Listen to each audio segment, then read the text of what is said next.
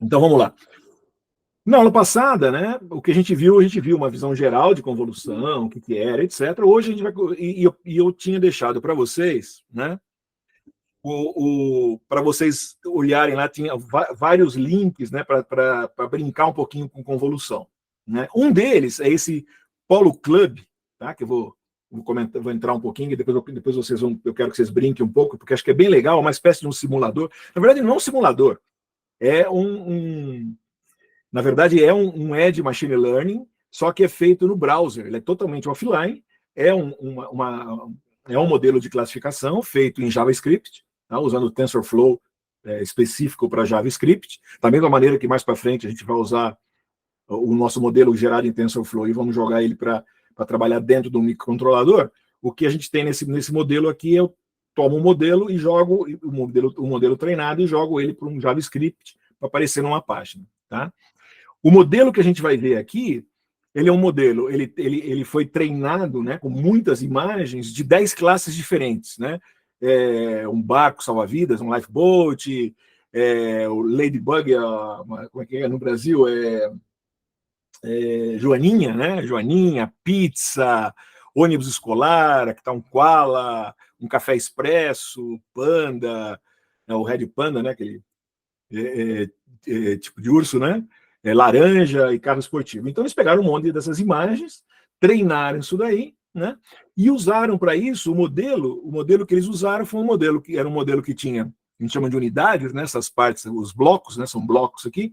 Então ele tinha um bloco de convolução, aí vinha, né, a função de ativação que era Hello, outra convolução, outra Hello e um max pooling, tá?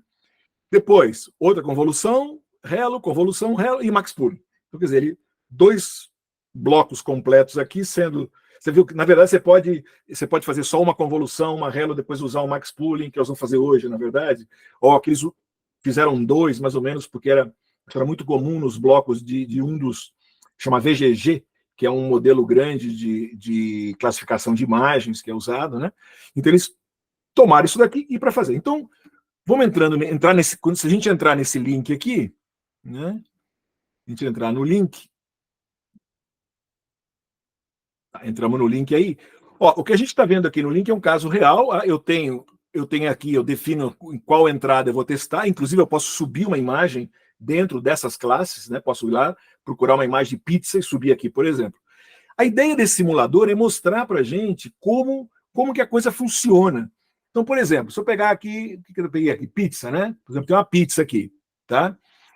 Bom, primeira coisa, isso aqui, deixa eu aumentar um pouco a imagem, né? Ó, né? Eu tenho aqui, ó, tenho a pizza, né? A primeira coisa, essa pizza, ó, essas imagens todas é uma imagem de 64 por 3, então que significa que isso aqui eu tenho 64 pixels de altura, 64 pixels de largura e 3 canais, ou seja, né, RGB, né? Vermelho, verde e azul. Então eu tenho os 3 canais aqui, ó lá, eu tenho o canal vermelho, o canal verde, já está aqui. Está aqui o vermelho, o verde e o azul, tá? Legal. Então, por exemplo, então eu vou entrar aqui, ó, aqui estão as camadas que eu mostrei, que a gente já visto aqui, tá? Então essas camadas as camadas que eu tinha mostrado aqui, ó, convolução, relu, max pooling, etc, tá? Elas estão aqui. Então aqui, ó, convolução, relu, max pooling, convolução, relu, né? Aí vem para cá outra convolução, relu e assim por diante, tá? E são as camadas. Se eu clico aqui na primeira de convolução, né? Olha que ele vai mostrando para a gente, olha lá, eu estou pegando a imagem, estou passando na convolução que eu estou fazendo, estou passando o filtro aqui, né? O filtro está passando em cima da imagem e eu gero, então, a minha convolução aqui. Tá vendo? Isso é feito, quer dizer, todas. Aqui eu tenho, por exemplo, no caso aqui, olha, eu tenho 10 filtros, vamos dizer assim, né?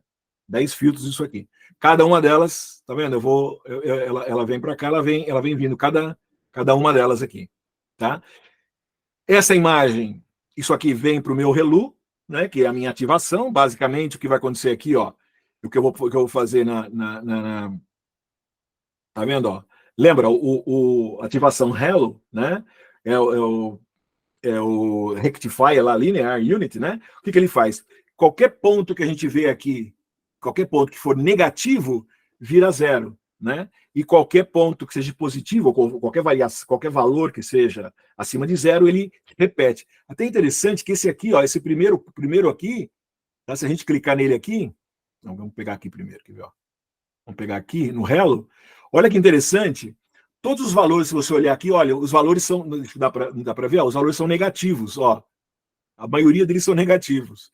Então, alguns são positivos, mas muitos são negativos. Então, o que acontece é que eu fico com quase tudo zero aqui.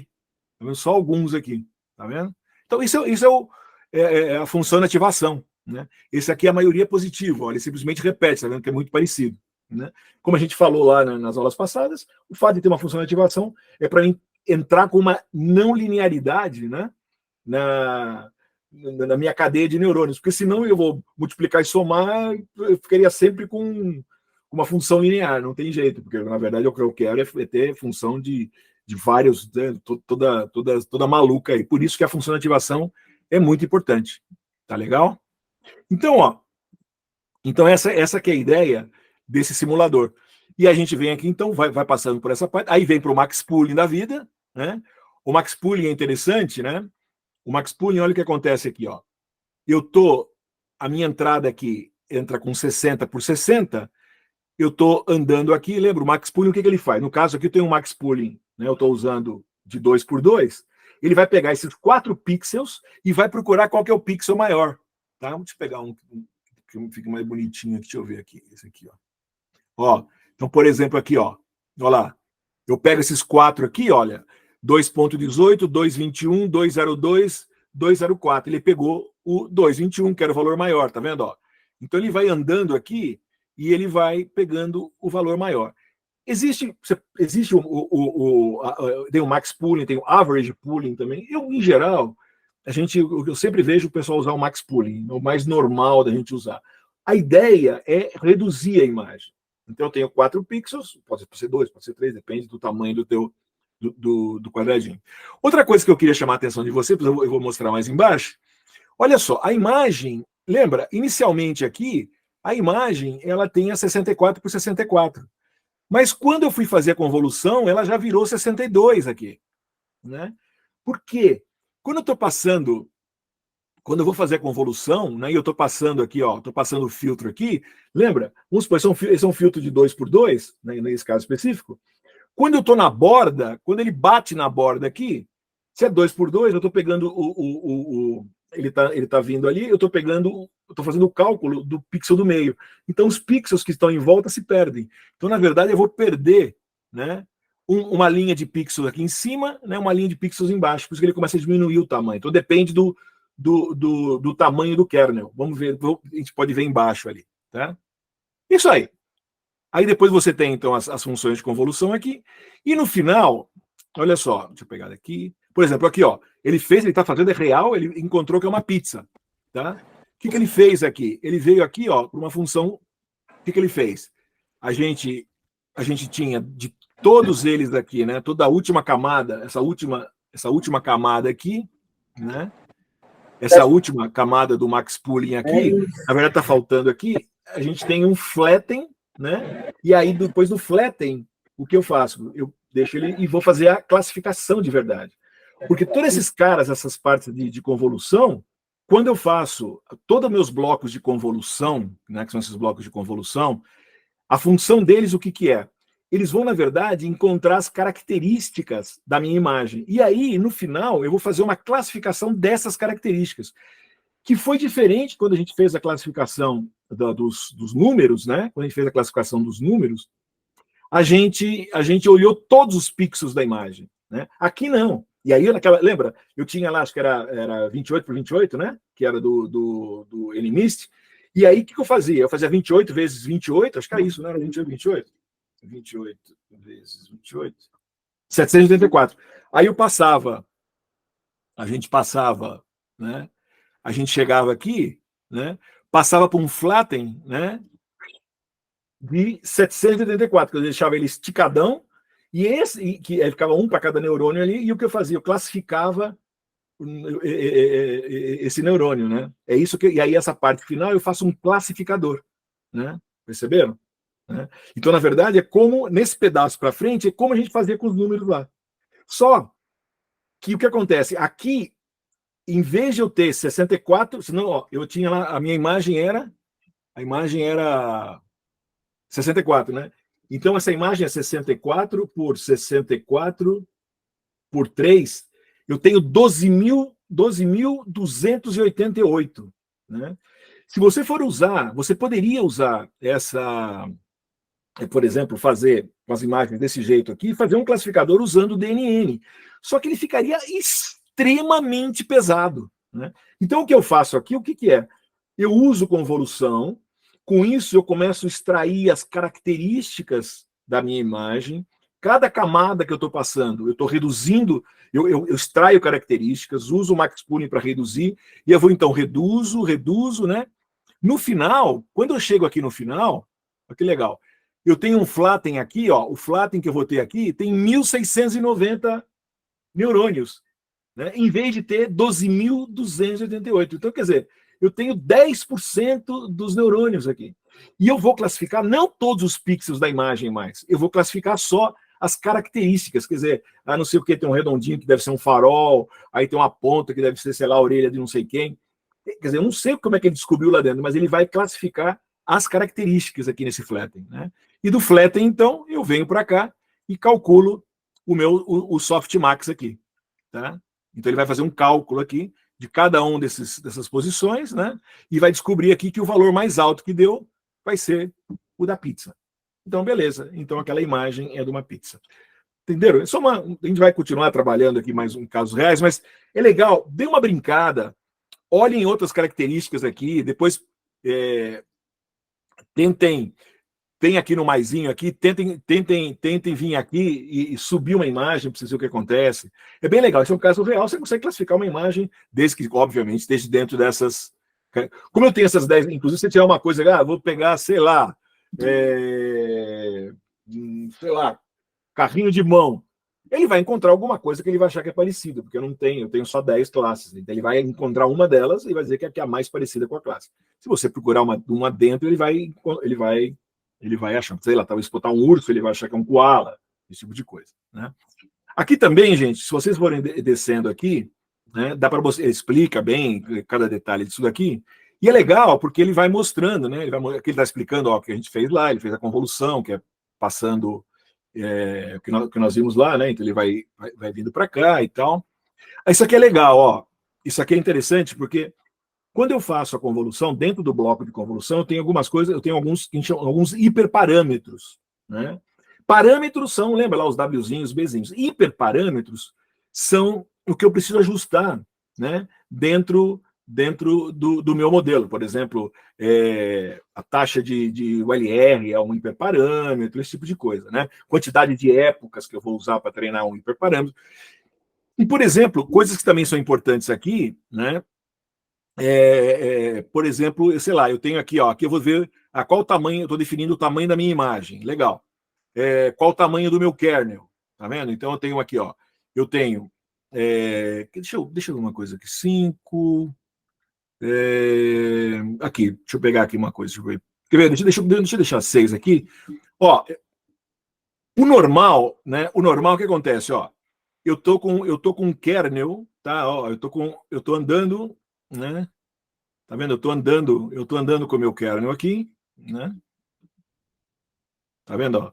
Eu tenho um kernel aqui, ó, 2x2, tá? Eu tô andando com ele aqui, tá? E o que acontece? A minha saída, eu pego esses 4, lembra? Ele vai pegar e vai fazer o cálculo daqueles 4 ali e ele vai. Nós precisamos com o exemplo que eu tinha feito com 3 para vocês, né? Acho que era mais fácil. Eu tenho aqui o 3, tá? Então, vamos pegar aqui, ó. Eu vou pegar, aqui eu não consigo pôr o meu cursor aqui, né? O cursor ele vai andar, ele anda, né? Mas, ó, eu tenho esse 3x3, que foi o exemplo que eu dei para vocês na aula passada, né? Do sapato, passando lá. Aí, se você pegar o valor, o que a gente fazia era, tomando o valor do central do kernel, eu faço o cálculo olhando por olhando em volta, e vou fazer o quê? Vou calcular um novo valor, que vai ser o valor que vai aparecer ali na saída, né? Aí eu venho aqui, vamos supor, o meu stride é de 1 em 1, quer dizer, stride é quanto eu andei para cá, vou fazer esse segundo, aqui, eu andei para lá. Percebam que a saída está sendo menor, porque eu estou perdendo a primeira linha e a primeira coluna, né? Olha lá, eu estou perdendo, porque por causa do tamanho. Então, uma coisa que eu posso fazer é chamar padding. Eu posso vir aqui, por exemplo, ó, e colocar uma linha e uma moldura em volta de zeros. Então, eu estou usando um padding aqui. Agora, quando eu estou andando aqui, o que acontece? Quando eu estou batendo, olha esse kernel de 9 posições, olha o quadradinho do meio. Ele está exatamente onde era o início da original, né? Então, quando eu faço o cálculo, ele vai fazer o primeiro. Então, nesse caso, quando eu tenho, nesse caso específico, se eu usar padding igual a 1, o que ele vai fazer?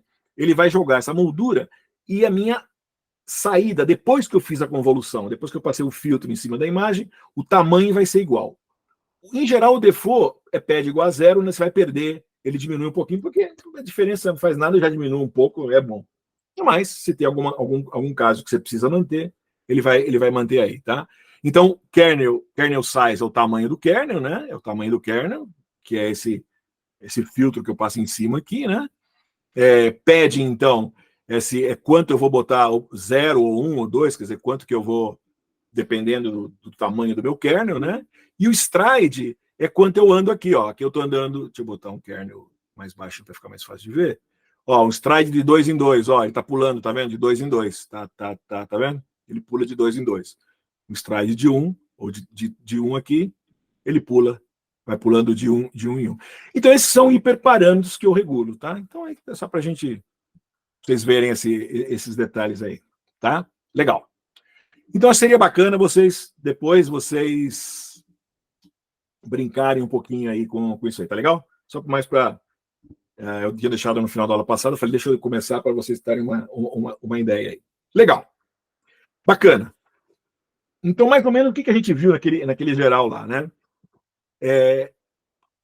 A importância da operação que a gente está falando aqui de convolução. Quando vocês fizeram, né, a gente desenvolveu durante a sala e vocês fizeram depois em casa, né? A próxima lista, né? Vocês fizeram a classificação, né? A classificação de imagens simples, né? Que foram aquelas imagens do N-Minist, em classe nós fizemos do N-Minist, e depois vocês estão fazendo de vestuário, né? Mas que é mais ou menos a mesma coisa, que é 28 por 28. São 10 classes de vestuário, equivalente às classes dos números, né? Naquele caso específico, quando a gente viu lá no DNN, o que eu faço, eu vou tomar todos os pixels, né, os 700 e tantos pixels que eu tenho, 28 vezes 28 pixels, essa é uma imagem que eu tenho um canal, né, que era preto e branco, então eu pegava 28 por 28, dá 700 e pouco aí, né, e eu faço uma classificação desses pixels todos. Interessante que se você, inclusive, misturar os pixels, vai dar igualzinho, tá? Você consegue classificar igualzinho. Pode dar um shuffle lá, ele não se abala, porque ele está vendo, na verdade, os 700 e tantos, o valor, ele vai aprender quais são as características, o que tem de comum, como se fosse uma tabelona de 700 e tantos valores, né? No caso da convolução é diferente, né? No caso da convolução, né, o que a gente chama ele vai aprender os padrões locais, né, as características locais. E no caso do DNN, ele aprende de uma maneira global, ele olha a imagem como um todo. Aqui não. Aqui, na verdade, quando a gente for aplicar o CNN, né, né, a convolução, por exemplo, no MNIST, o que ele vai aprender é o 4 tem esse detalhinho aqui, o 4 tem não sei o que lá, o 0 é meio redondo, o 8 tem duas bolinhas. E, na verdade, ele vai aprender como é que é cada número, e é mais ou menos como funciona a vista da gente. Quando você olha, né, eu vejo, eu vou vir aqui, vou ver esse periquito aqui do Palmeiras. Eu vou olhar, isso aqui é o Palmeiras. Pô, eu já bati o olho, eu vi definir uma cor, vi que é um periquito porque ele tinha um bico, né? Isso aqui é um robô, né? Por que um robô? Ele é quadrado, tem um jeitão dele, né? Então, quer dizer, não é o meu olho quando bate, eu peguei algumas características, aprendi. Você pegar uma criança de 1 ano de idade, vai mostrar isso aqui, ela não vai saber que é um robô, né? Mas uma criança de 5, 6, 7 anos, isso é um robô, isso aqui é uma roda de carro, por quê? A roda de carro é redondo, tem uma parte preta de borracha em volta, isso é uma roda de carrinho, sei lá. Perceberam? O olho, ele já pegou só 2, 3, 4 características, já sabe.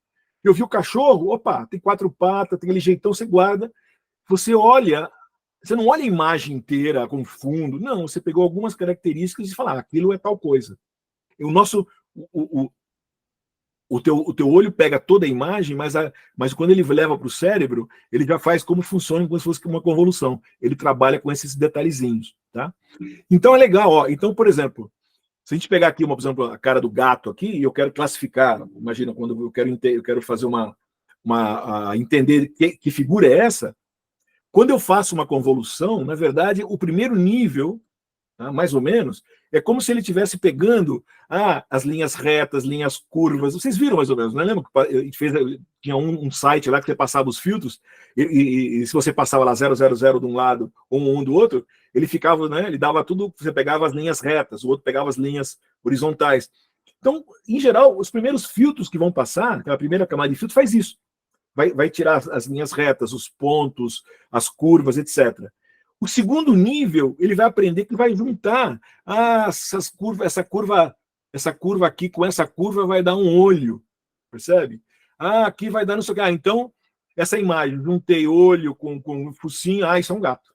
Né? Essa é a ideia, quer dizer, eu vou ter níveis, quer dizer, a cada nível de convolução, eu estou aprendendo mais sobre a minha imagem. É assim, mais ou menos, a grosso modo, que funciona. E é interessante, é empírico isso, né? Você montou lá meio a estrutura matemática e ele acha sozinho mesmo. E é até interessante porque, em muitos casos, até hoje, você não pode usar muitos, por exemplo, modelos de deep learning, por exemplo, num banco para determinar se você tem crédito ou não. Por quê? Porque você não consegue explicar. Eu vou analisar todos os dados dos clientes do banco, eu consigo dizer, não vou emprestar dinheiro para o Marcelo, que ele tem propenso a não pagar a conta dele. Mas se eu for no banco e dizer, olha, eu quero emprestar, não vamos poder emprestar para o senhor. Por quê? Nós passamos seus dados aqui no meu modelo de inteligência artificial e ele diz que o senhor não vai me pagar. Me mostra. Obrigatoriamente tem que explicar. Então existem outros modelos que eu consigo entender. Ele juntou A com B, né, e por isso que deu não vou deixar o meu crédito, o meu score de crédito é baixo, melhor não dar empréstimo para esse cara. Os modelos são mais abertos. Isso aqui, na verdade, ele aprende, por isso que eu tenho muita informação, eu ponho muitas, no caso de imagem, eu ponho muitas imagens para fazer o treinamento, ele aprende. O modelo, ele aprende sozinho, mas como é que ele faz de verdade? Né? Você não sabe exatamente, não é? É um pouco essa explicação, eu tenho lá essa primeira camada, mas qual que é a do neurônio? Qual que é a camadinha que pega o olho? Não sei direito. Você consegue analisar em alguns casos e pegando, mas é um pouco empírico aí, tá bom? Legal. Então, resumindo, né? Quando a gente pega, então, né? Por exemplo, aqui um exemplo, né? Um exemplo de convolução. Quando eu pego a minha entrada, né? A gente pega lá, né? Vocês vão fazer aí, né? Depois eu tenho lá o meu MNIST, né? Tá lá 28 por 28, né? Aí eu venho, passo por uma convolução, tá? Por exemplo, aqui no caso, ele automaticamente, né? Esse número de canais aqui, na verdade, vão ser um número de kernels, perdão, um número de filtros, né? Que eu vou fazer. Então, se eu passar por 30 filtros, essa imagem aqui, ó, no caso, como eu não tenho padding, então ela diminuiu de 28, caiu para 24, eu estou usando um kernel de 2x2, ela vai diminuir e esse aqui vai ter um número de canais aqui que é equivalente, que é o número de filtros que eu estou passando. Faço um max pooling, por exemplo, de 2x2, isso aqui vai diminuir pela metade. Aí eu pego isso daqui, o resultado disso daqui, venho aqui, faço de novo, ele vai, por exemplo, aqui, vou passar de novo, ele vai, pum, caiu de novo, né? E assim por diante, tá? No final eu faço um flatten, é normal a gente fazer um flatten, né? Depende do valor, às vezes o valor já é pequeno aqui, né? E aí eu faço uma classificação, por exemplo, coloco mais uma última camada, uma última camada conectada full connected e tem a minha saída, vou saber qual o número lá, cada uma vou ter a saída. Em geral, eu ponho aqui um softmax de saída para mim ativar só o neurônio que tiver o valor maior. Tá bom? Beleza. Né? Muito bem, pessoal. O que eu quero mostrar agora na aula para vocês, né, a gente fez, vocês fizeram o MNIST com a DNN, vocês vão fazer em casa, para a próxima lista, vocês vão pegar o que, o que a gente fez com o MNIST para a DNN, vocês vão fazer uma convolução, isso aqui que a gente está fazendo aqui, vocês vão fazer, tá? Só que, de novo, vou pedir, em vez de vocês fazerem com o MNIST de números, vocês vão usar o MNIST de vestuário, que é praticamente a mesma coisa, mas é receitinha de bolo, né? É só seguir a sequência. Mas hoje aqui nós vamos fazer algo diferente. O que nós vamos fazer hoje aqui nós vamos fazer, eu quero passar com vocês, e aí vou tirando a ideia de tirar algumas dúvidas, de fazer um CIFAR 10. O que é o CIFAR 10? O CIFAR 10 é um dataset de imagens reais, é um dataset com 10 classes, de novo, também são 10 classes, automóvel, avião, passarinho, gato, cachorro, etc. São imagens reais, são 60 mil imagens, tem esse cara, é imagem pra caramba, só que são imagens pequenininhas, ele chama thumbnail, né? São imagens bem pequenininhas, né? Então nós vamos trabalhar com esse cara hoje. Mas tem algumas características muito interessantes, né? Um pouquinho diferente do que a gente viu até agora. Quer dizer, vamos fazer uma coisa aqui. Quando a gente fez, até agora, quando a gente falou em imagem, tanto na aula, né, com o NMNIST dos números, quanto no trabalho que vocês fizerem em casa, que estão fazendo hoje, né, que era com o MNIST lá, na verdade são desenhos, né, de roupas, quais eram as características principais dessa imagem? Tem um pouquinho de truque aqui. Quem poderia me dizer o que tem de comum todas essas imagens de números aqui? Todos os números que a gente trabalhou. São números reais, né? Ou seja, isso daí as pessoas foram lá e escreveram à mão, o 0, 1, foram vários estudantes, o pessoal pegou esses 60 mil, eu acho que foi Goodfellow, eu acho que foi um professor lá dos Estados Unidos, da Universidade dos Estados Unidos, não sei se ele é de Stanford, não é de Stanford, não me acordo que universidade é. Ele foi lá, pegou isso com os estudantes, fizeram, todo mundo escreveu lá, e ele gerou esse dataset. Esse dataset foi um dos primeiros datasets, escreveu um paper sobre isso, e o pessoal começou a usar isso daí para gerar modelos para poder fazer, inclusive a gente usa muito a benchmark, né? Porque o modelo é o mesmo, o dataset é o mesmo, o cara foi lá, melhorou o modelo, testa com aquilo, vê se ficou melhor, vê quanto deu accuracy, tá, etc, etc.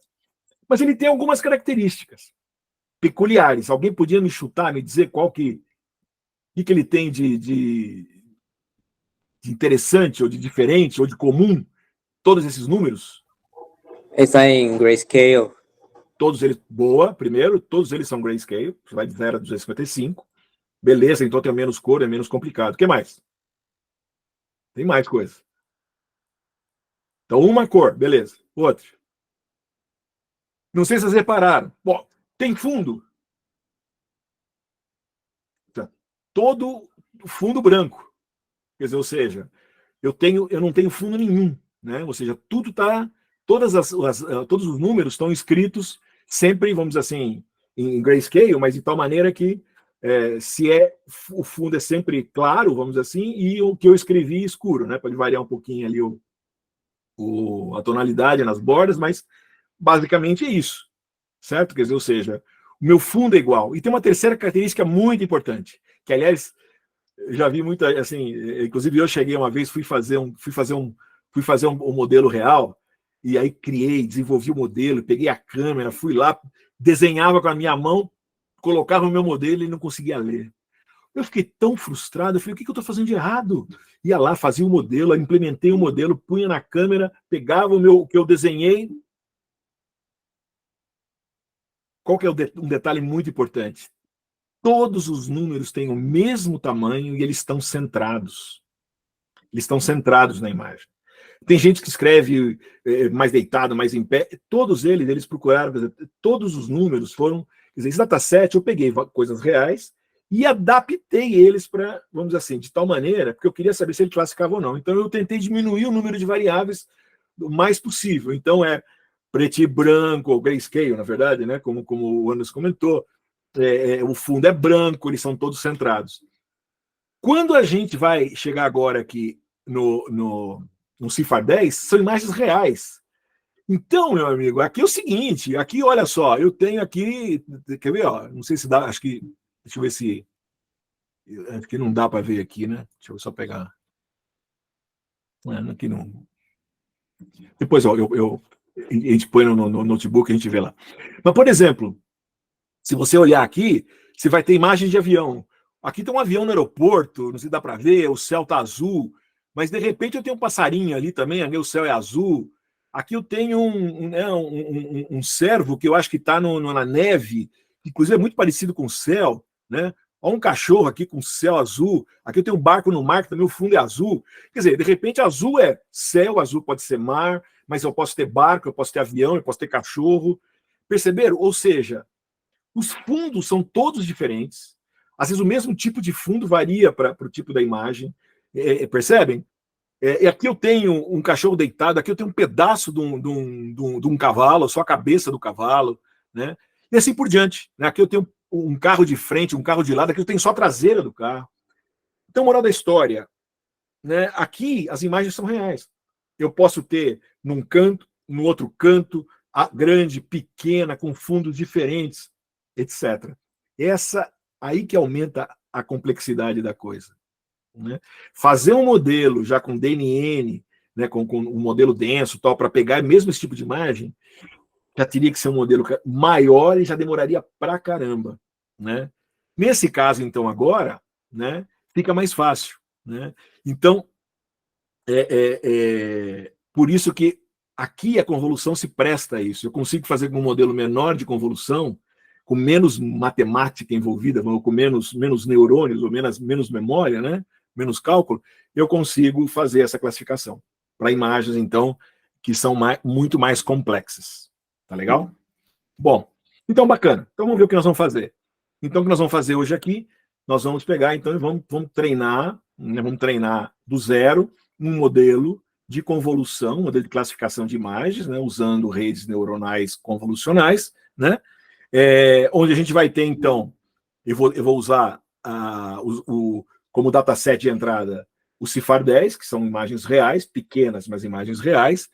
E eu vou fazer aqui, vou usar convolução, max pooling, convolução, max pooling. Vou usar 2 blocos, só assim, convolução. Vocês podem depois testar diferentes, né? Quanto maior, vai demorar mais e deve melhorar um pouquinho, né? Aí a gente faz o flatten, faz um full connected e softmax. Muito parecido até, muito parecido com aquele que a gente viu lá em JavaScript, só que lá era, lembra, lá era convolução hello, max pooling. Ele fazia 2 blocos de convolução e o max pooling. Depois, convolução, max pooling. Né? Aqui nós vamos fazer só um convolução, max pooling, um convolução, max pooling. Então esse é um modelo menorzinho um pouco do que aquele da Glab, porque lá, inclusive, era 64 por 64. Né? Aqui é 32 por 32 as nossas imagens. Então elas são imagens mais simples do que aquelas imagens lá. Tá? Legal. Então, pessoal, o que a gente vai fazer? Vamos abrir o notebook, tá?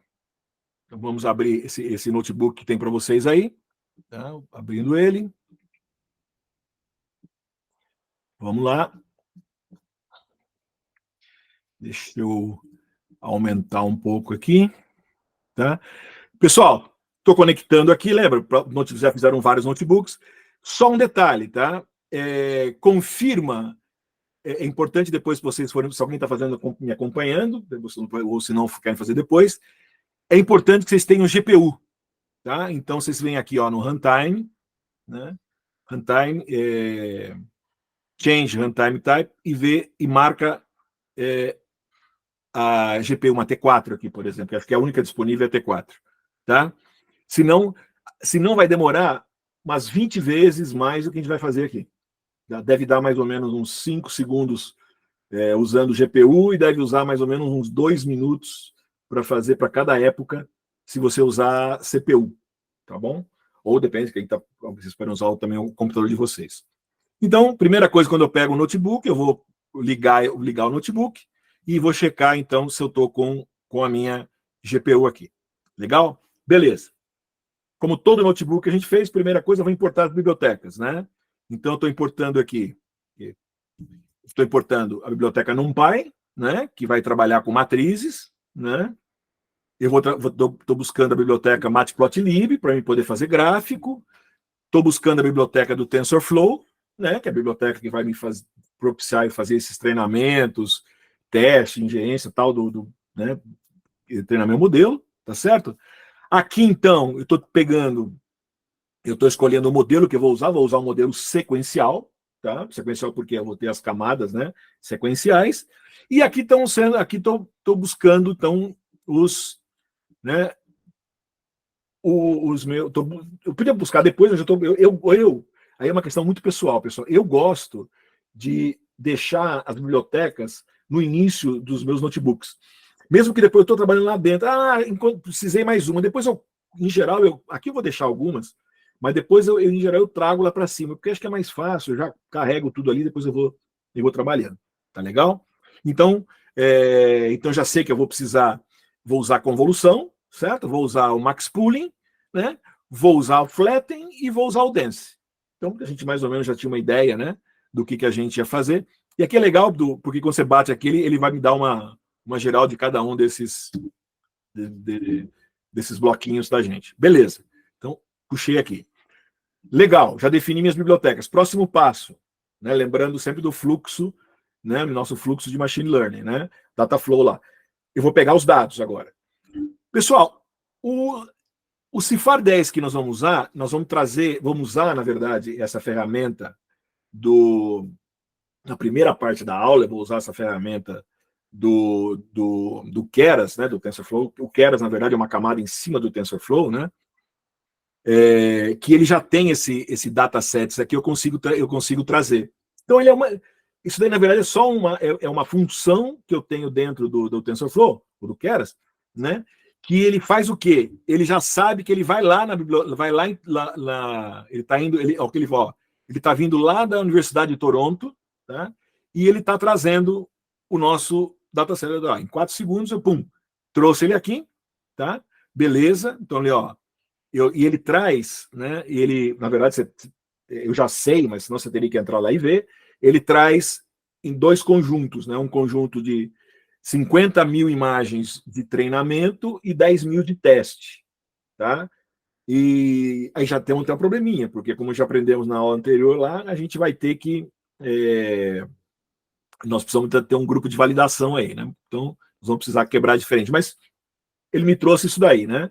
Ele me trouxe treinamento e teste, a imagem e o label, tá? Então, ele traz a imagem, train image, e o train label, teste imagem e label.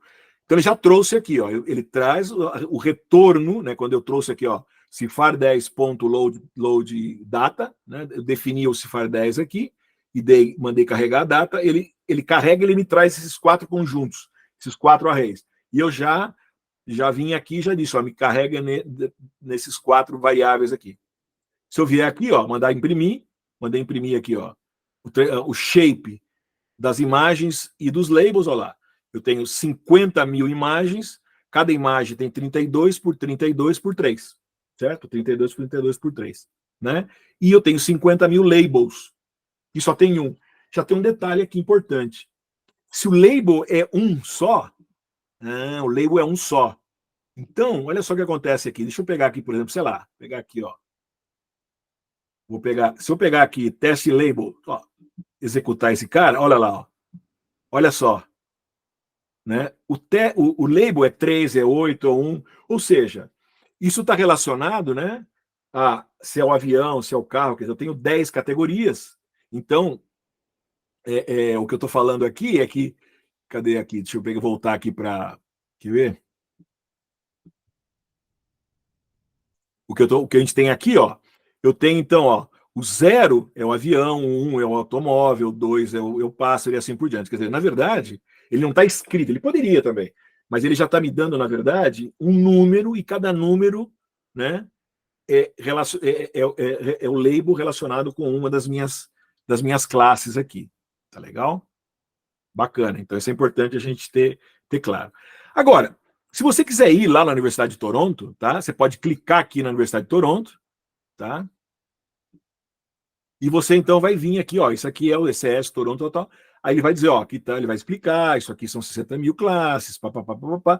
Se você quiser fazer um download daqui, ele pode fazer download na versão Python, na MATLAB ou binária para se trabalhar em C. Detalhe, quando você abaixa a imagem daqui, é da mesma maneira que ele está trazendo lá. Ele vai trazer como um array. Quer dizer, uma imagem aqui é um array de tantos bits por 32 bits por 32 bits por 3 camadas então, um cubo, né, vamos dizer assim, que significa aquela imagem. Ela não vai trazer a imagem JPEG, por exemplo, que é uma imagem que você pega isso tudo e faz um arquivozinho só. Ele traz em array. Aí você tem que trabalhar isso daí. Tá? Legal. Esse é um detalhe importante. Para a segunda parte da aula, nós vamos fazer uma classificação, nós vamos precisar das imagens. Então, eu vou trazer as imagens de um outro site que já tenho a imagem em JPEG. Tá? Legal. Então, voltando aqui, né? Bacana. Então, tem a minha imagem aqui. Bacana. Então, a gente pode vir aqui e dar uma olhadinha, ó, por exemplo, como é que, ó. Aqui é interessante, isso aqui eles mudaram, eu não tinha isso aqui antes, agora estão dando a imagem direto, mas vamos pegar o dado aqui, ó. Isso na verdade, é o Jupyter Notebook do Google Colab que está fazendo isso, tá? Então, quando eu faço train images aqui, quer dizer, na verdade eu estou pedindo essa variável, né? Se eu não botar nada aqui, né? Se eu não pôr nada aqui, ele vai me trazer, tá vendo? Todas as minhas imagens aqui, né? Ele está dando 3 pontinhos, porque eu tenho, vai trazer as 50 mil arrays lá, né? O que eu estou fazendo aqui, né? Eu tô pedindo para ele trazer só, né? Só a primeira aqui. A primeira é esse que tem 32 por 32 por 3. Tem esses 32 conjuntinhos aqui, tá? Legal. Aí, se eu quero saber o que é isso daqui, eu posso vir aqui, ó, usar essa função do matplotlib que vamos dizer assim, me desenha a minha imagem. Então ele está pegando aqueles pixels, colocando os pixels de maneira que ele está fazendo as 3 camadas de tal maneira que eu consigo ver isso aqui como uma imagem, tá?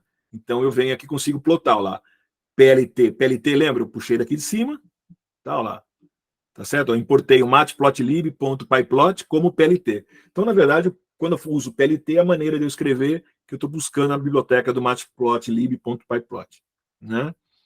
E aí eu venho aqui e dou um in-show, que é a função, essa função aqui, tá? É a função, ó, se você clicar em cima ele vai te explicar, é uma função que mostra os dados como uma imagem, em 2D, etc, etc, etc. Tá? Legal. E aqui eu defini é só eu defini o tamanho, tá? Aqui podia ser 4x4, então a única coisa que eu faria a imagem maior. Inclusive esse é o default, mas ela fica mais estouradona, né? Então eu achei melhor fazer 2x2 aqui. Legal. Pessoal, olha o que eu estou fazendo, não é trivial. O que nós estamos fazendo aqui, ó, eu abaixei o dataset, eu estou analisando o dataset. Todo dataset que vocês forem trabalhar, seja para esse nosso curso, nos projetos que vocês vão fazer, ou outras matérias, quando você vai trabalhar com dataset, a primeira coisa que você faz é analisar o dataset. Porque muito provavelmente, aqui está bonitinho o dataset, o que nós estamos mais preocupados aqui, como eu sou cientista de dados, na área de data science, a gente fala que esse os chilenos aqui, em espanhol, é um dato de juguete, né? Ou seja, é um dataset de brinquedo, entre aspas. Não, são datasets muito bons para fazer benchmark, para estudar, porque nós estamos estudando aqui, vendo como eu faço, estou estudando o modelo, né? Mas quando eu já sei trabalhar, eu já defini mais ou menos, ok, eu vou pegar um dataset real, né? Vocês vão ver, né, que é muito mais complexo, porque eu tenho dado sujo, tem dado que está faltando, às vezes eu preciso apagar dado, preciso mudar alguma coisa e tal, tá? As imagens podem ser cada uma de um tamanho, eu vou ter que toda reduzir para um tamanho só, e assim por diante. Até isso nós vamos fazer um pouquinho, não vai precisar fazer com isso aqui, mas isso é normal. Quem for trabalhar com projeto de imagem, vocês vão ver isso daí. Estou dentro do curso, nos últimos laboratórios que nós vamos trabalhar com imagens, vocês vão fazer. Eu vou tirar a imagem com o meu telefone ou com o kit do curso. As imagens têm vários tamanhos, eu vou ter que reduzir a imagem, cortar a imagem, fazer um crop ou fazer uma redução para poder ficar no tamanho, para todas do tamanho igualzinho. Porque uma característica, quando eu for fazer classificação de imagem, esses modelos, eles funcionam bonitinho se as imagens forem bonitinhas. Então eu tenho que, mesmo que eu tenha imagens bagunçadas, eu vou trazer elas para ficar todas bonitinhas, todas do mesmo tamanho. Eu tenho método para me fazer isso. Tá bom? Legal. Então, legal. Eu vim aqui. Vamos ver então Qual que é o label disso daqui? Eu vou tirar isso aqui primeiro, ó. Eu vou ver o label da imagem 1, né? Eu trouxe essa imagem 1. Qual que é o label dela? O label dela, ó, é um array, né? 9. É um array, lembra que ele é um array de uma posição. Por isso que eu vim aqui, ó. Eu vim aqui e ponho um 0. Porque quando eu faço isso, né? Isso aqui vira um escalar. Tá? Ele vira um escalar aqui. Tá? Beleza. Bom, pessoal, vou fazer o seguinte: como eu tenho lá, como eu falei, né? Que eu sabia, eu sei, né? Que quando eu fui lá no Toronto, essa é a sequência, né? 0 é o primeiro é airplane, depois automóvel, etc, etc, etc. O que eu fiz aqui? Criei uma lista, né? Todo mundo já viu, vocês viram lá, tem vários exercícios de lista, vocês fizeram de Python, né? Aqui eu tenho uma lista, essa lista eu chamei de nome das classes, né? Class names, e aqui coloquei todos os nomes, tá? Das minhas classes aqui, tá? Botei o nome das classes aqui. Legal. Aí, então, vamos executar isso aqui. Agora eu tenho essa variável class names, né? Então, se eu vier aqui, ó, é uma lista aqui, né? Olha lá. Essa é uma lista, ó. Ela é uma lista carregada assim, ó. Ela tem esses nomes aqui. Agora, olha só. Lembra? Toda lista ela tem índices, né? O índice 0 é o primeiro termo da lista. O índice da segunda é 1 e assim por diante até o 9. Né? Em Python ele começa em 0 e vai até 9. Se eu tenho 10 itens aqui, né? Se eu ver o tamanho desse negócio aqui, ó, o len, né? O tamanho dessa lista aqui, né? Essa lista é uma lista de 10, tá certo? Então ela varia, os índices variam de 0 a 9, tá? Então, se eu vier aqui agora e perguntar qual que é a classe 9, ou qual é o item que está dentro do 9, né, quando eu faço isso aqui, né, ele vai me retornar 0.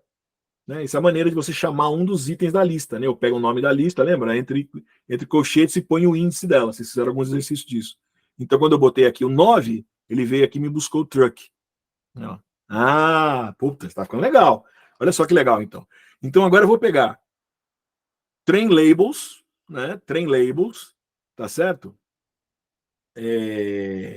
Por exemplo, eu peguei o label da primeira, peguei o 0 e chamei isso aqui de index, um nome, né? Aí se eu fizer class names, olha que bacana, já começou, estou falando com cara de função, né? Eu já consigo, olha que bacana, eu já consigo então já sair aqui. Então agora eu posso fazer uma coisa mais bonitinha, olha que legal. Fazer aqui, ó, print, aqui eu tô dando um tab, né? Isso aqui é um tab, né? Class names, train labels, tá vendo? Que eu fiz ali em cima, vou mandar imprimir isso daqui, ele vai imprimir o nome, né? Vou mandar então ver qualquer imagem e aqui mandei tirar olha que legal. Tá vendo? Bacana, né? Então, inclusive essa maneira que eu gosto de trabalhar, né? Eu vou fazendo uns testes, aí na verdade quando eu fiz esse notebook, foi isso que eu fui fazendo. Eu vim aqui e falei, deixa eu pegar aqui, deixa eu juntar aqui. Aí quando deu certo, eu vi que eu testei aqui meio que deu certo, eu peguei e fiz uma função.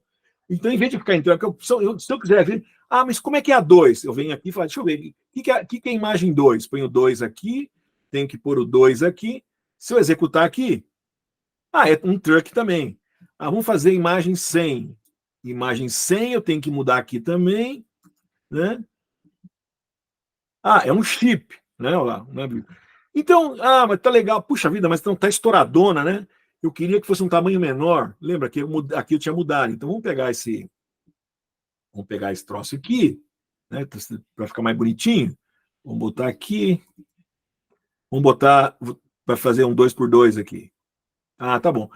Quer dizer, eu fui testando isso, falei, pera um pouquinho, em vez de ficar mudando, vou pegar isso aqui e vou pôr dentro de uma função, ó. O negócio que eu vou fazer é que, em vez de eu estou entrando direto com esse image que eu vou entrar aqui, é o meu número da minha imagem, né? Então, defino essa função, né? Olha lá, tem um label, defino o label, foi exatamente, vou falando de novo, botei imprimir bonitinho aqui. Agora, olha só, se eu executo a função, olha lá, essa função aqui em cima que é plot train, legal, a função está aqui, né? Se for 100, olha lá o chip. E o default aqui eu botei um default aqui, size igual a 2, né?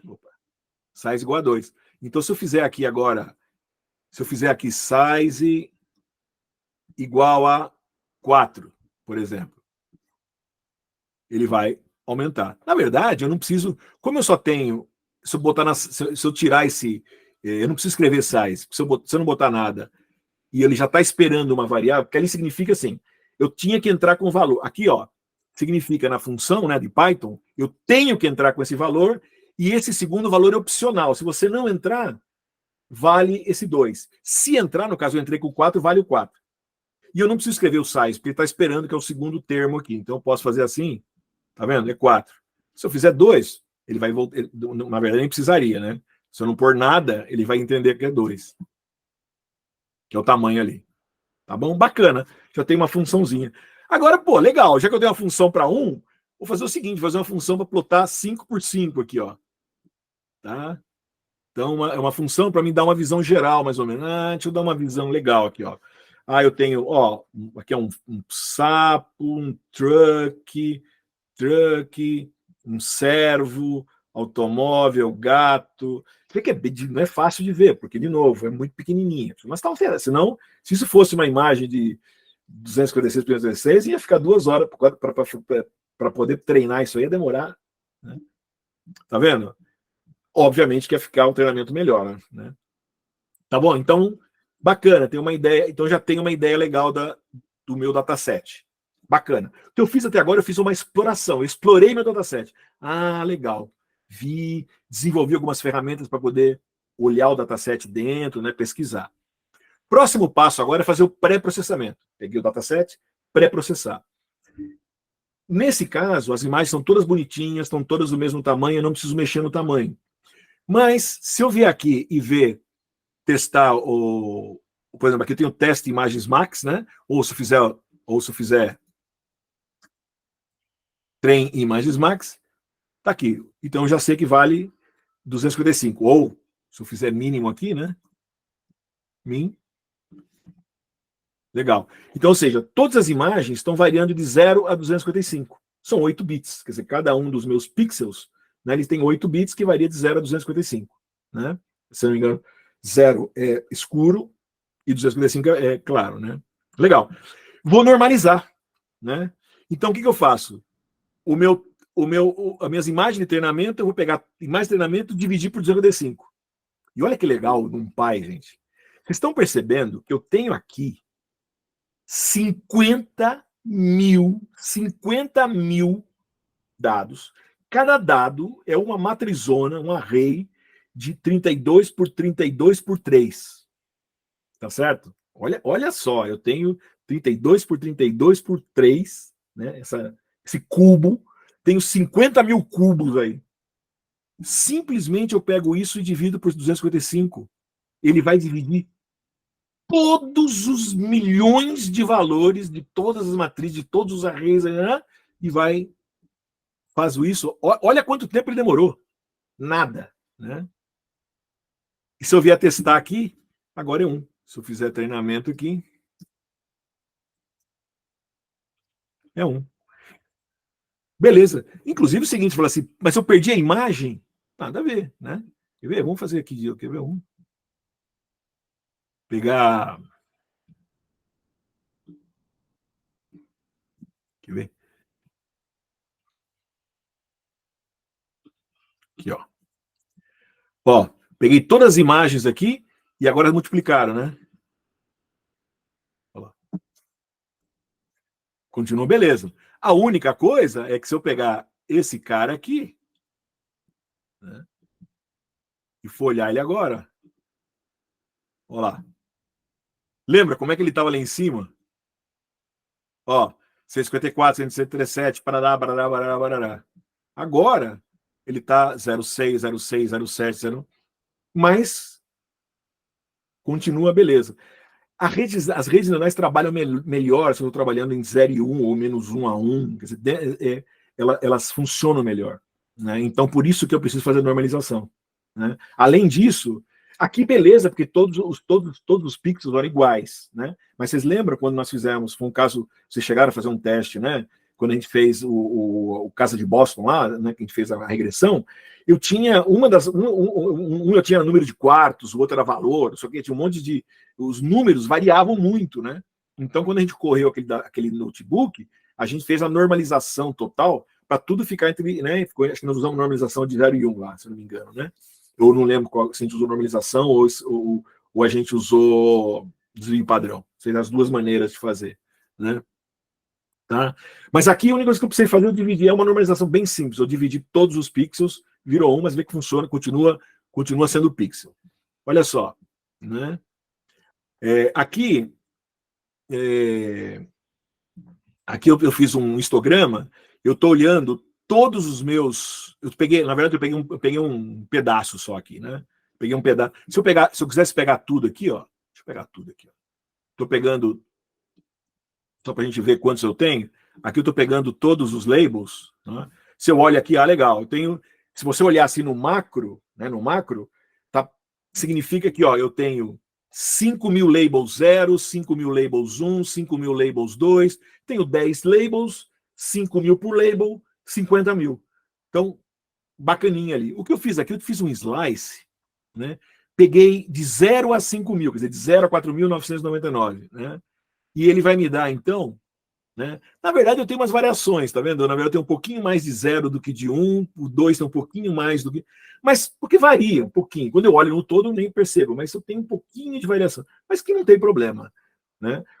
É importante, quando eu faço qualquer projeto de classificação, que as minhas classes estejam bem distribuídas. Mas um pouquinho de variação não tem problema. O ruim seria se eu tivesse, por exemplo, 40.000 zeros, 1.000 do 1, 1.000 do 2, 1.000 do 3, aí ficaria complicado. Meu classificador, tudo ia dar 0 lá, que é automóvel, por exemplo. Percebeu? Esse é um negócio então. E aqui um detalhe do Python, eu acho que vocês conhecem, né? Não sei se vocês não conhecem. Na verdade, é 5.000 assim, né? Ou eu posso fazer com um underline, o Python entende que isso é como se fosse 5.1000 ou 5, quer dizer, na verdade, é só visual, só para... Porque às vezes o número é muito grande, eu me baralho, então eu gosto de botar um underline, acho que ajuda, né? Tá? Então, beleza. Então, isso é importante de ver a distribuição. Bacana. Vi que está bem distribuidinha. Né? Porque poderia, olha só, poderia estar, na verdade, os 10.000 podiam estar assim, ó. Os primeiros, podia ser, os primeiros 500 eram carro, os primeiros 5.000 era carro, depois os outros 5.000 era caminhão, os outros 5.000 não sei o quê. Podiam estar em blocos. Aí eu tinha que pegar, fazer diferente. Porque agora o que eu vou... Por quê? O que eu estou querendo fazer aqui agora, eu vou... Então aqui está bem distribuído, já está todo shuffle, está bem... Tanto que eu peguei os 5.000 primeiros, está bem distribuidinho. Pegou alguma coisa, porque lá os outros, se eu pegar os próximos 5.000, talvez tinha essa variaçãozinha um pouquinho mais, tinha mais do 1 e menos do 0, mas, como de novo, é muito pouquinho. Então, bacana. Porque eu vou pegar 5.000 aqui, né? Vou pegar 5.000 e vou... Esse negócio fica fazendo umas maluquices aqui no meio. Eu vou pegar os 5.000 e vou separar esses primeiros 5.000 para usar como validação durante o treinamento. Tá? Então, eu vou vir aqui, ó, vou pegar as primeiras 5.000 imagens de treinamento e vou botar como validação. Vou pegar os 5.000 primeiros labels e vou usar como validação. Olha lá. Tá? Então, tá aqui. Ó. Fiquei com 5.000, né? 5.000 imagens agora são imagens de validação. Vou pegar o treinamento de 5.000 até o fim, que vai virar agora treinamento mesmo. Tá?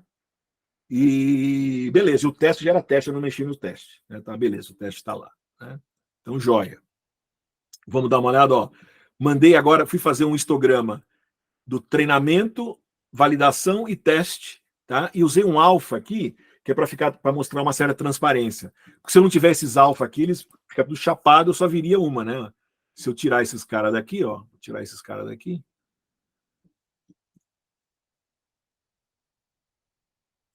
Tira esses caras daqui, ó.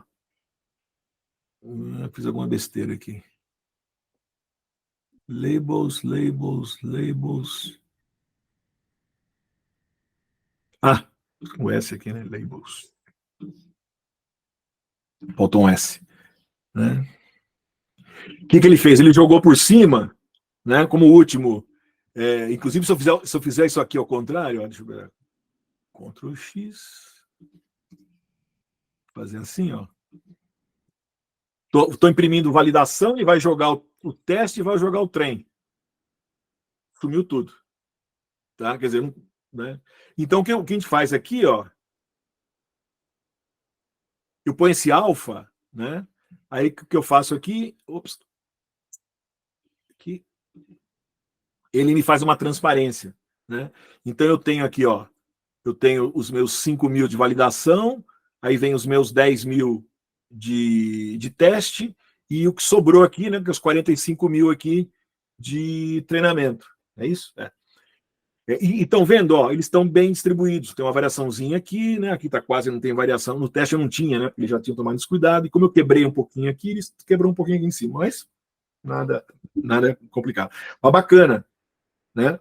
Se isso aqui ficasse todo difuso, significa que eu ia ter mais do 0, menos do 1, aí ia ser complicado. Então, beleza. Então normalizei os meus dados, separei os dados em treinamento e validação. Estou preparado para fazer o treinamento, né? Vou vir aqui lembrar, então, agora nós vamos criar o nosso modelo, lembrando como é que a gente ia fazer, né? Nós vamos fazer, então, convolução, max pooling, flatten, dense, né? E um softmax no final, tá? Bacana. Aqui está o modelo, tá? Vamos fazer o nosso modelo sequencial. Olha, quando eu ponho convolução aqui, se você clica em cima, ele vai dar isso aqui, ele vai mostrar, ó, eu vou ter que entrar com o número de filtros, vou ter que entrar com o número do kernel, o tamanho do kernel, mas ele tem alguns defaults. Por exemplo, o stride é 1 em 1, quer dizer, vai pular de 1 em 1, tá beleza para mim. O padding, ele vai dizer que é valid. Tá? O padding valid significa que não tem padding, né? Tá? Que não, então ele vai diminuir o tamanho da minha imagem depois que eu passo o filtro. Se eu botasse same em vez de valid, colocar same, aí ele faz o quê? Ele põe um padding ao redor para que o tamanho da imagem seja igual, o tamanho da saída depois do filtro seja igual antes do filtro. Tá legal? Beleza. Então, defini a minha imagem de entrada, que é 32 por 32 por 3, defini o número de filtros, o tamanho do kernel e minha função de ativação. Beleza?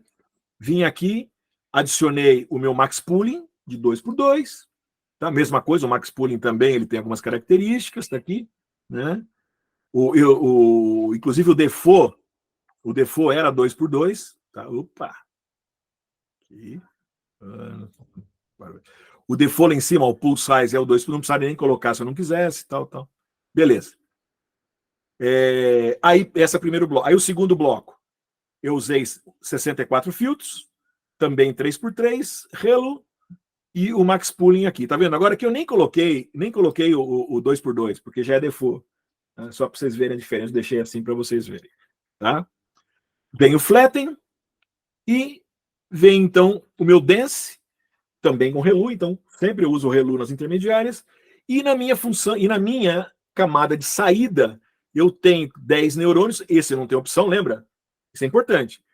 Para entrar, eu não tenho opção. A entrada é a minha entrada, né? O meu tamanho da imagem. E a saída é o número de classes que eu tenho. No meio, vocês decidem. Se vocês quiserem botar mais um bloco desse aqui, põe mais um bloco para ver se melhora. Vocês podem brincar depois aí. Tá? Beleza. E eu fiz o model summary que ele vai mostrar o modelo para nós aqui embaixo. Né? Então, beleza. Tá aqui, ó. Então, o primeiro aqui, esse nome aqui é porque aqui é o número de imagens que eu vou utilizar. Tá? No caso, internamente, quando eu vou treinar, aqui vai ser o número de bats, de bets, né? Que eu vou usar, porque eu poderia treinar de uma em uma imagem, treinar com todas as imagens de uma vez, mas na prática, internamente, ele treina com blocos de imagem. No caso, acho que o default é 32. Tá? Mas, enfim. Olha só, entrei com 32 por 32, por causa do padding já perdi 2, caiu para 30 por 30. E esse 32 é o número de filtros. Né?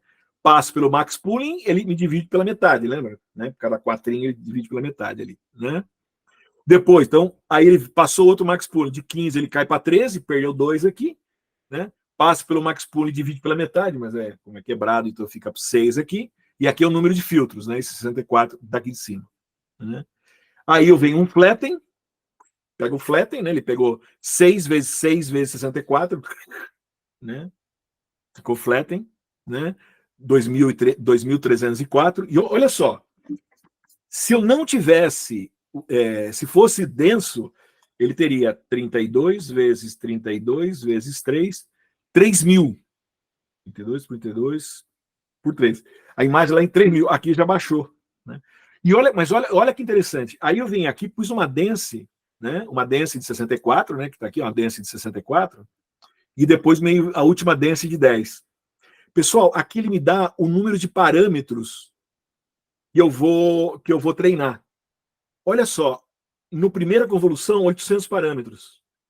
Eu faço muito cálculo matemático, mas o número de parâmetros finais é pequeno. Né? E olha o que acontece na última dense aqui. 147.000 parâmetros. Então, o total de parâmetros que eu tenho no meu modelo são 167.000 parâmetros, que equivale a 654 kilobytes de RAM. Tá? Só, né, que a grande maioria disso foi por causa do último dense. Talvez, depende do modelo que vocês vão fazer, talvez valha a pena diminuir esse valor do dense do final. Talvez aumentar o número de convolução. Vai ficar mais lento para fazer, mas vai usar menos memória. Percebe? Isso aqui é muito intenso temáticos a passar os filtros. Então, quanto mais bloco de convolução, mais lento fica o modelo. Mais a memória, eu gasto pouca memória. Né? Os blocos dense, eles têm pouco cálculo matemático, é soma e multiplicação. Faz rapidinho, mas gasta muita memória. Tá? Então, é um trade-off aqui. Tá? Então, beleza, treinei. Próximo passo, eu vou fazer a compilação, né? Eu vou definir qual é a minha função de perda. Detalhe, pessoal, essa até tem uma pegadinha não pegadinha, não. Mas aí, eu acho que no exemplo de classe, eu fiz, por exemplo, em vez da saída, eu transformei, em vez de ser 0, 1, 2, 3, eu ficava 10 zeros, né? Se fosse 1, era 0, 1, 0, 0, 0, assim por diante. Quer dizer, se você usa as 10 saídas, né? Porque eu tenho 10 neurônios, né? Você vai usar o categorical concentropy. Como esse cara já me dá 1, 2, 3, me dá dando um número, né? Você tem, quando eu falo sparse categorical concentropy, na verdade o TensorFlow já sabe, tá legal. Se é 1, na verdade é 0, 1, 0, 0, 0, 0. Esse 1 é o segundo neurônio já, e assim por diante. O 9 é o último neurônio. Tá? Então esse é um detalhe importante. Se o teu label ele tem um dígito, você usa sparse. Se o teu label tem 10 dígitos, né, 10 dígitos binários, você vai usar categórico concentropy. Só isso que você tem que saber. Tá? Acho que no exercício, na lista, é uma coisa que vocês têm que levar em consideração lá, o que vocês quiserem. Se transformou no início, tem que usar, não usa o sparse. Se deixar em número, usa o sparse. Tá? E vou usar o Adam, né? Lá no primeiro, lá atrás vocês usaram o SGD, né? E depois que vocês viram que o Adam, ele é muito usado hoje em dia porque ele é adaptativo.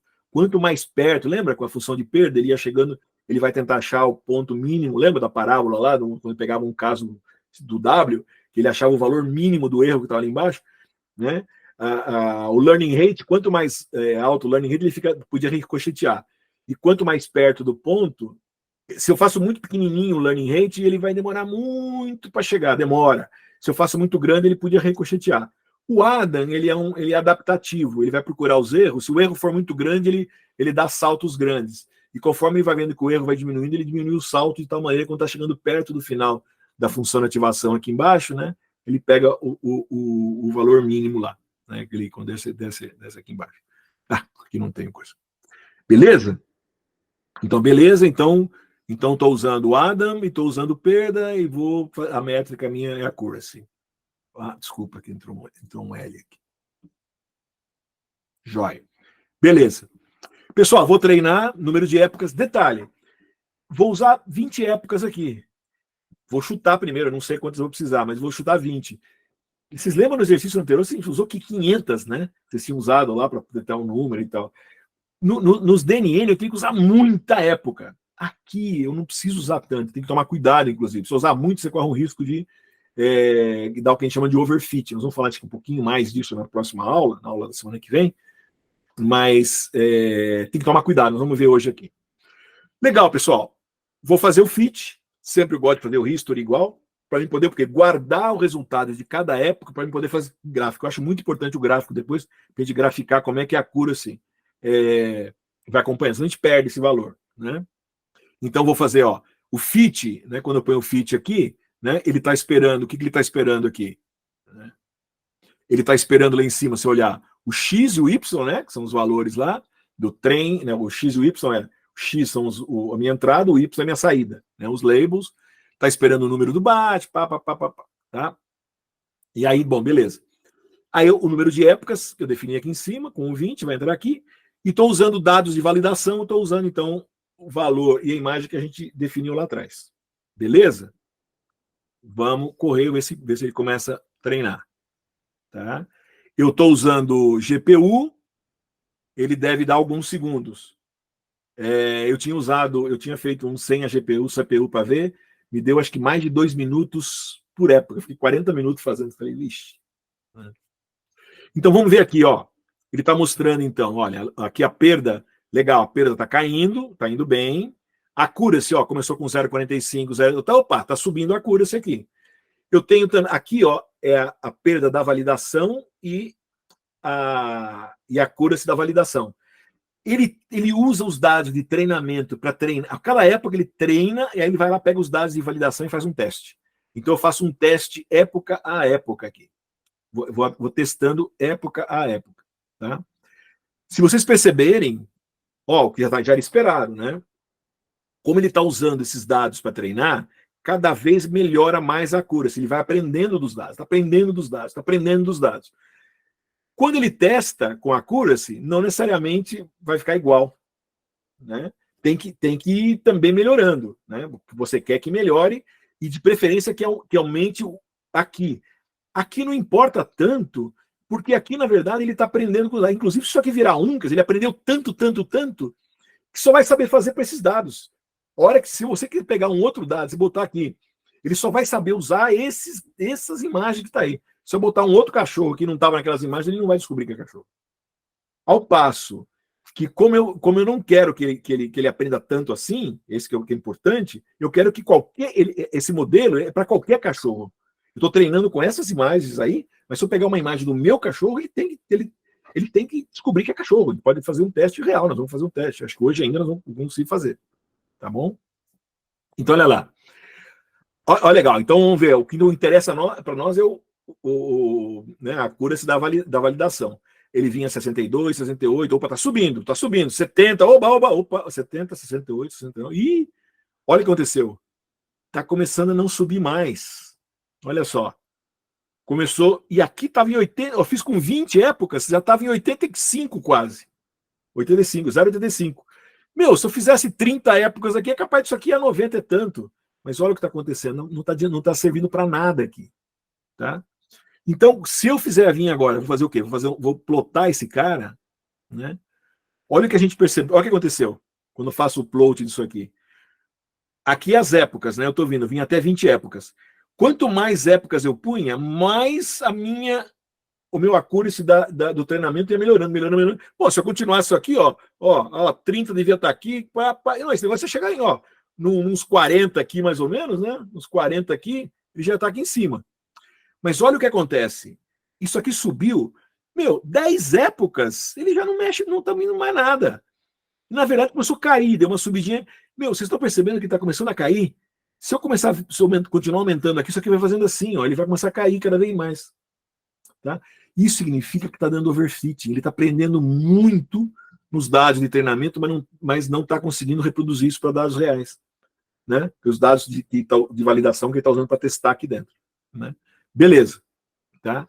Então, maravilha. Eu não vou fazer de novo, mas o ideal eu podia fazer de novo para 10 agora, para ficar até mais bonitinho o modelo. Eu acho que ficaria melhor. Mas aqui está mais ou menos, ficou meio constante, deixa. Na próxima aula nós vamos ver alguns métodos que eu consigo, antes de treinar, eu falo, olha, se nos dados de validação ficar constante, por exemplo, umas 5 épocas, para. Então, mesmo que eu ponha, posso botar 50. Quando chegar na 10, 12 aqui, mais ou menos, chegou por aqui na 12, ele vai cortar. Tá bom? Pessoal, vamos fazer uma avaliação, ó. Model, agora o meu model tá treinado. Todos os meus Ws e Bs aqui dentro são reais, o modelo está funcionando. Fiz a avaliação aqui, ó. Pus de novo os dados de treinamento. Na verdade, isso aqui é a última, é mais ou menos equivalente à última linha aqui, né? Olha lá. Ele deu, então, olha lá, 0,85 de accuracy, né? 0,85 de accuracy. Os dados de validação, ele deu 0,68. E eu fiz aqui, ó, coloquei os dados de teste, aqueles que eu ficou separado, que eu nunca tinha mexido neles até agora. Isso é muito importante. Eu não contaminei, não mexi neles. Deu um pouquinho menor ainda, é normal, né? Então, meus dados de treinamento, ele é o melhor que eu tenho, aí depois validação, e aí o teste sempre é um pouquinho pior, porque esses dados nunca foram tocados, porque os de validação eu usei pedaços, né, durante o meu treinamento, às vezes ele usou de novo, em outras épocas ele aprende um pouco. Aquele é novo, né? Beleza, então essa accuracy que é a mais importante para a gente aqui. Tá? Mais ou menos. Legal. Pessoal, você quer ver? Que vale a pena porque é uma coisa, ó. Se eu pegar aqui, ó, se eu pegar o model.predict, agora eu vou fazer a previsão. Aqui eu fiz a avaliação. Aqui o model, eu quero prever, fazer uma detecção aqui. Eu quero pegar todos os dados de teste e mandar testar, né? Modelo. Meu, puta, o que significa isso aqui? Tá meio confuso, né? Deixa eu fazer uma coisa, deixa eu pegar o primeiro aqui. É mais fácil. Pessoal, essa aqui é a primeira imagem de teste. Desse bloco de teste, eu peguei só a primeira imagem. Olha o que aconteceu aqui. A resposta é a saída do minha Softmax. A Softmax, lembra? A saída, a soma vai dar 1. Então, se eu somar todos esses caras aqui, se eu fizer uma soma de todos esses números aqui, a soma vai dar 1. Tá? O que me interessa é qual é o neurônio de saída que deu o valor mais alto. Tá? Então, eu estou vendo aqui, ó, aqui é o neurônio 0, é um valor bem pequenininho. Esse aqui é o neurônio 1, esse aqui é o neurônio 2. Ó, esse aqui é o neurônio, ó, 0, 1, 2. Opa, esse aqui é o neurônio 3. 9,96 vezes 10 a menos 1, quer dizer, 0,99. Então, eu tenho quase 0, quase 0, quase 0, 0,99, quase 0, quase 0. Opa! Então, de cara, eu já sei que esse cara aqui, essa imagem aqui é uma imagem cuja... Ele está dizendo que essa imagem é do 3. Eu não lembro o que era o 3. Que era o 3 lá. 0, 1, 2, gato, né? 0, 1, 2, 3, gato. Isso deve ser um gato. Mas tá ruim de ver, né? Legal. Ó, uma maneira... Então, eu tenho uma função aqui, ó. Essa função aqui, ó. Que é a função... Ups. Essa função é uma função do NumPy, argmax. O que ela vai fazer? Ela vai me pegar... Ela vai pegar todos esses valores do resultado e vai me dizer qual é o índice do maior valor. Tá? Qual é o índice do maior valor? Faltou mais um aqui, né? Faltou mais um aqui. Olha lá. Ela diz que o índice do valor é 3. Tá vendo? Ó? Então, o que me interessa é isso. Não me interessa esse mundo de número aqui. Me interessa saber, ok. Essa imagem, o resultado dela é 3. Quer dizer, o 3 é o índice do maior. Bacana. Então, o que eu vou fazer agora, eu vou pegar todas as minhas funções vou pegar todos os meus testes, vou rodar, vou entrar com todos eles, um por um no modelo, vou pegar a saída, vou calcular o n-argmax e vou guardar nessa função predictions aqui, ó. Pum. Olha lá. Aí eu guardei tudo aqui. Se a gente for olhar agora tá ali, ó. Se eu olhar essa função predictions, olha lá, ela vai ser um array, onde cada um deles vai ser exatamente o label que o meu modelo imagina que foi o resultado. Perceberam? Eu estou trabalhando agora para tentar pegar a saída do modelo. Né? Bacana. Pessoal, a gente pode fazer aqui um scikit-learn, tá? Para fazer, vou usar o scikit-learn, que é uma outra biblioteca para machine learning, e vou pedir para fazer um reporte de classificação, tá? Ele vai pegar para cada um dos meus índices e ele vai, então, aqui, ó, ele vai dizer quanto foi o precision, o recall, quer dizer, o precision são quantas setas que ele achou no total e tal, né? E para ver, né? E aí ele acha, porque aqui, esse é o meu accuracy global, mas era importante eu ver como é que isso aí significa em função de cada um deles. Se eu olho o F1 score, que é um balance entre falso positivo e falso negativo, e a gente vai ver isso em detalhe na aula, a gente já de cara, a gente vê aqui que, ó, passarinho, gato, que mais? E cachorro foram os que deram valor menor. Se eu desse um F1 significava que ele estava super bom, tá? Então, esse modelo, ele acha, ele está dando uma classificação perto de 70%, né, 70% na média. Pessoal, que é muito bom, hein? Vocês perceberam? Se eu chego, um marciano chegou na Terra, marciano chegou na Terra. Eu chego para o marciano, né? E chego para o marciano e falo para ele, mostro para ele uma foto de um gato, né? E pergunto para o marciano, o que é isso aí? Né? Qual a probabilidade do marciano acertar que aquela imagem é a imagem de um gato? Qual a probabilidade? Né? Hein, gente? Pessoal, caso real, pergunta de prova. Chegou um marciano, eu tenho um monte de foto de carro, de papagaio, aquelas fotos tenho foto de avião, automóvel, Se eu mostro uma foto de um gato para o marciano, qual a probabilidade dele acertar? Ele pode acertar, ele vai chutar. O que ele pode acertar? Qual a probabilidade? Quantos por cento? Se você tiver 10 classes, é 10%. 10%, claro. Óbvio que não em uma, óbvio que numa vez. Isso aí, na verdade, eu teria que igual moeda. Eu joguei a moeda para cima, né? Probabilidade da cara ou coroa é 50%, né? Mas eu tenho que fazer. Se eu jogar uma, dá para dar cara, duas, dá cara, três, dá cara. Mas se eu fizer 100 vezes, a probabilidade vai ser que vai dar 50 caras, 50 coroas. Vai dar essa é a distribuição, né? Que vai acontecer. Então, quer dizer, a probabilidade de acertar uma imagem dessas daqui, se você não conhece, é 10%, porque eu tenho 10 classes. Eu acabei de desenvolver um modelo matemático, criei um modelo que consegue acertar 70% das vezes. Ou seja, praticamente de cada 67, quer dizer, para cada 3 imagens que eu mostro para ele acerta 2. Bom pra caramba, imagem vagabunda, e levamos alguns minutos para fazer esse cálculo, para fazer esse modelo, gente. Esse modelo funciona na realidade, né? Então, bem legal. Óbvio que ele está acertando mais automóvel, avião, navio, ele está conseguindo diferenciar, porque são bem característicos, né? Um navio, um avião que tem asa e tal. Gato e cachorro é meio normal que ele ia se misturar um pouco, né? Eu estranhei um pouco por causa de passarinho aqui, porque eu acho que deve estar misturando com avião, talvez, né? Mas gato e cachorro muito. Os primeiros estudos de modelo de classificação foi muito usado gato e cachorro. Esse modelo gato e cachorro é muito usado, né? Se você pega livros de ciência dos dados, de deep learning, uso bastante trabalhar com gato e cachorro, porque é difícil, não é fácil dividir. Eles são muito parecidos. Pensa, para nós não. De novo, pega uma criança de 2 anos de idade, ela aprendeu, ela mostrou um gato, ela falou, né? Você ensinou, filhinho, isso aqui é miau, miau. Ela viu um segundo gato, miau, miau. A hora que apareceu o cachorro, ela olhou, miau, miau. Não, esse é o uau, uau. E quer dizer, mas no meio ela vai misturar. Depois de que ela viu um montão de miau, miau, uau, uau, uau, ela vai ver, opa, o miau, miau, ele tinha umas orelhinhas mais pontudas, o olho é diferente.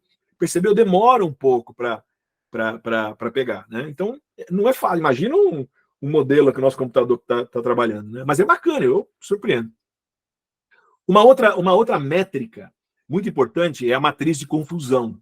A matriz de confusão, né? A gente vai botar aqui a matriz de confusão, né? Só que essa aqui é difícil de ver. Ela está olhando aqui todas. Eu estou nessa lateral aqui, né? Aqui, ó, nessa lateral, ela está entrando, são todas as classes, né? Eu entrei com as classes aqui, e ela, todas o que ela detetou, esse que eu fiz aqui em cima, as predições. E aqui ela fez na vertical as minhas respostas corretas, meus Y de teste lá em cima, né? Os labels de teste que eu fiz. E aí eu vi que, por exemplo, o label 0 aqui, ela acertou 669. Eu tinha 1000, né? Ela acertou 669. E o resto ela errou assim, ó. E assim por diante. Fica um pouco difícil de ver aqui, né? Lembrando, eu tenho as classes aqui, seria mais fácil lembrar as classes. Então eu vou importar o Seaborn aqui, que é uma biblioteca para desenho para gráfico, equivalente ao Matplotlib, só que ela é mais bonitinha. E ela tem dentro dela, eu consigo fazer a matriz de confusão, pego aquela matriz de confusão e vou usar o que a gente chama de heatmap. É um mapa de calor aqui. E aí, olha só, eu consigo fazer aqui, né? Consigo ver a matriz de confusão um pouquinho melhor. Então, olha só, por exemplo, quando eu bato o olho, a diagonal, que está mais escura, né, ela ficou mais escura, significa que os números mais altos são mais escuros, né? Isso aqui, se eu mudar, aqui eu estou usando blues, eu posso usar reds, eu posso usar inferno, tem várias, ela vai mudar as cores, mas essa vai ficar bacana aqui para ela diferenciar bem. Então, os valores pequenos são bem clarinhos, os valores diferentes são bem escuros, dá para a gente ver bem. Então, olha só que legal. Aqui, por exemplo, significa que aqui eu tinha 800, né? De 800 imagens de aeroplano que eu entrei aqui, tá? Ela acertou 670. Tá certo? E o resto ela errou variando, ela confundiu mais com as últimas aqui, que é truck. Então, alguns aviões ela confundiu com truck. Automóvel, ela acertou 751. E os outros, assim, bananou, mas 161 ela confundiu com truck aqui, ó, com caminhão. Então, 161 automóveis, imagens, se confundiu com caminhão, que tem sentido. Ó, gato, das 800, 461 acertou, mas 219 ela misturou com cachorro. E com os outros também, mas essa aqui foi pior, né? E o cachorro também, quando entrou aqui, misturou com o gato. Ó.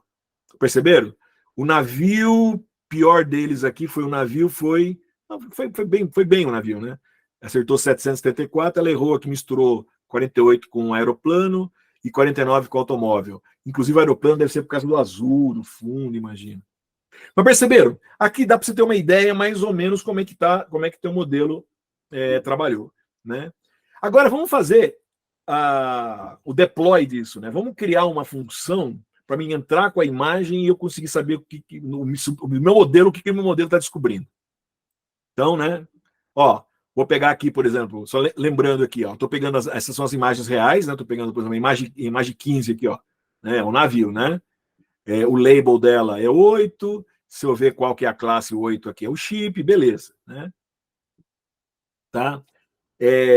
Uma coisa importante, o shape da imagem era 32 por 32 por 3, beleza. Só que tem um detalhe. Nós treinamos o nosso modelo, lembra? Na verdade, ele foi treinado com um número, que era o none lá, né? Que era o número de byte. Então, ele tem um número, que é o número de imagens que eu tenho aqui, lembra? 50.000, entrou com aquele valorzão. Largura, altura e os canais. Então, o que eu vou fazer aqui, ó, eu vou usar minha imagem está aqui. Peguei essa imagem aqui, que é a imagem 15, que é essa daqui de cima, né? Peguei a imagem 15, que eu chamei ela de MyImage para não ficar escrevendo teste, imagem, índice 15, né? Ó, como é isso aí no NumPy, isso que é legal do NumPy, eu mandei fazer um reshape. Peguei essa matriz de 32 por 32 por 3 e transformei ela em 1 por 32 por 32 por 3. Quer dizer, na verdade, ficou igual, mas teve uma dimensão a mais. Então, isso aí virou um tensor, né? Um tensor de 4 dimensões. Tá? E isso aqui, então, agora, beleza. Se eu olhar a minha imagem, agora, olha só. Quando eu mandei ele dizer o shape da imagem, ela saiu de 32, 32, 3 para 1, 32, 32. É a mesma imagem, mas com shape diferente. E esse vai ser a imagem que eu vou entrar no meu modelo. Tá? Bacana. Então, agora aqui, ó, se eu pegar aqui a minha imagem alterada do reshape, né? Correr no modelo predict, né? Achar o valor e ver qual que é aqui, ó. Chip. No caso, acertou, né? Acertou. Não necessariamente podia ter errado, hein? Porque lembra, ele acertou 2 em cada 3. Né? Legal, tá bom? Então, vamos fazer o seguinte aqui, ó. Vou fazer uma função agora com todas essas coisas que fiz em cima aqui. Vou entrar com a imagem, o tamanho, papapá. Aí o que ela vai fazer? Ela vai fazer o quê? Ela vai olhar qual é a previsão, né? E qual que era a real. Criei aqui o modelo, ó. Olha lá. Entrei com a 15. Ela realmente era um navio, ela disse que era um navio. Tá? Essa aqui, ó, um 0. Nossa, isso aqui parece um gato. Eles têm um gato numa perna, né? Gato, bacana. Essa daqui. Ó, essa aqui errou, ó. O label original era chip, ela preveu que era um automóvel. Tá vendo? Tá? E assim por diante. Aí, bom, aí vocês vão, ó, chip, né? Airplane. Tá, beleza. Isso é um sapo, né? Isso é um sapo. Sapo. Ah, não, ó. Essa aqui era um sapo, mas ela pensou que era um cachorro. Então, errei. Essa aqui ela errou. Tá? Você conseguiria, inclusive, fazer um, né, programinha para ver se deu diferente e listar todas que deu erradas e tal. Mas perceberam que legal? Eu fiz uma funçãozinha em Python aqui. Isso daqui é o meu deploy. A partir daqui agora, cara, se você, quem sabe, a turma de computação aí pode fazer, sei lá, usar Flask, tá cheio de modelinho aí, pega essa funçãozinha, geraria uma página web, e aí eu entro com uma imagem, uso esse modelo aí vai dizer o que consigo fazer um classificador. Né? Por trás, quer dizer, óbvio que tem classificador melhor que esse. Mas, cara, saímos do zero, criamos o nosso aqui, né? Isso é muito legal, né? Bacana. Então tá, pessoal, só para fechar aqui rapidinho, já estamos correndo fora do. Vixe, Maria. Pessoal, um detalhe, só ó, aqui usei esse exclamação PWD, ele mostra, só para dizer qual é o diretório que a gente está, é um diretório, é um comando Linux. Eu estou aqui na máquina, eu estou aqui dentro, se eu subir aqui, eu estou em content, tá? Isso é importante, estou em content aqui. Eu vou salvar, vou dizer model.save, eu vou salvar o model, esse modelo treinado nosso. Vou dar um comando save, vou dar um nome para ele, tá? Eu vou salvar o modelo aqui, ó. Salvei o modelo, ele salvou no local. Precisa abrir e fechar de novo. Ó, o modelo está aqui, tá? Eu posso vir aqui, ó, vou dar um download. Eu estou abaixando esse modelo para minha máquina, tá? Ele baixou, apareceu aqui não aparece para vocês. Ele aparece aqui em cima que ele fez um download, está lá na minha área de download na minha máquina. Eu vou vir aqui e vou pinchar aqui no Netron aqui, tá? Tá? Que acho que vocês já usaram, né? Eu vi alguns de vocês, inclusive, eu vi no trabalho entregaram. Eu vou mandar abrir o modelo aqui, tá? Ele não aparece para vocês, mas ele abriu aqui eu estou mandando buscar o Cifar 10 aqui. Estou abrindo o modelo que eu acabei de baixar. Aqui, ó. Ele me mostra qual é o jeitão do modelo final treinado. Então, tá aqui o modelo, tem um Conv 10, olha.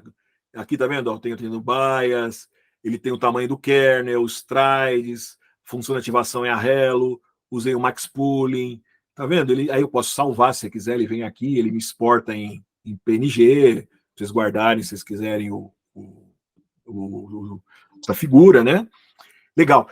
Aqui eu tenho eu tenho flatten, né? Eu tenho minha capa de dense, ó, tem minha capa final. Eu posso clicar aqui, ele abre.